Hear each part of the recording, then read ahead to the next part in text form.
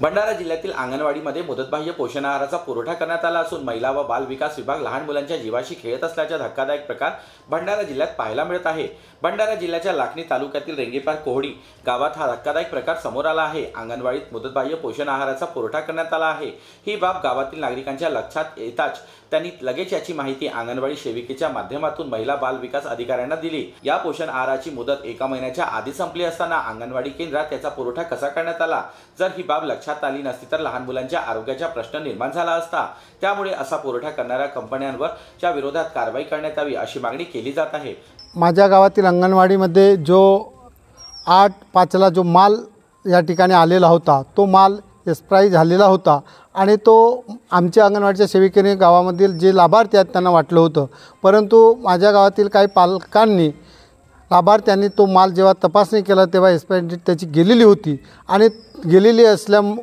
आणि त्यामुळे माझ्या गावातील माझ्या गावकऱ्यांनी मला सूचना केली। मी लगेच अंगणवाडीमध्ये आलं आणि त्या अंगणवाडीच्या सेविकांना सांगितलं की जो माल आपण वाटप केलं तो माल संपूर्ण जमा करा। तो जमासुद्धा आपल्या अंगणवाडीमध्ये केलेला आहे आणि त्यानंतर मी फुलसुंगे मॅडम आणि बालकल्याण सभापती स्वाती वाघाळे त्याचप्रमाणे आमच्या जिल्हा परिषद सदस्य मनशाताई निंबाळकर यांना सर्वांना सूचना केल्या आणि सूचना केल्यानंतर लगेच चौकशीसुद्धा या ठिकाणी करावी लावली आणि ज्या एजन्सीनं हा जो माल पुरवठा केला त्यांच्यावर कडक कारवाई करण्यात यावी।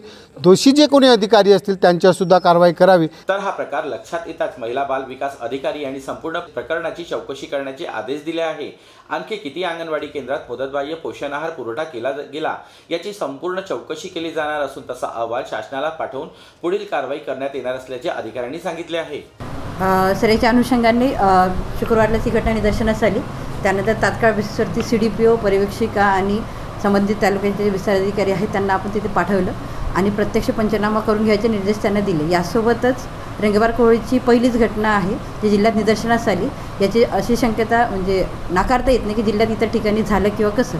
या अनुषंगाने सर्व CDPOंना निर्देश दिलेले आहे की प्रत्येक अंगणवाडीमध्ये त्यांनी आहाराची चौकशी करावी आणि त्या पद्धतीने जर समजा अशी घटना निदर्शनास आलेली असेल इतर ठिकाणी देखील तसा एकत्रित अहवाल आम्ही जिल्हा स्तरावर मागितलेला आहे आणि जे संस्था जे आहे त्या संस्थेच्या अनुषंगाने आम्ही शासनात देखील एकत्रित जिल्ह्याचा अहवाल आम्ही सादर करणार आहे।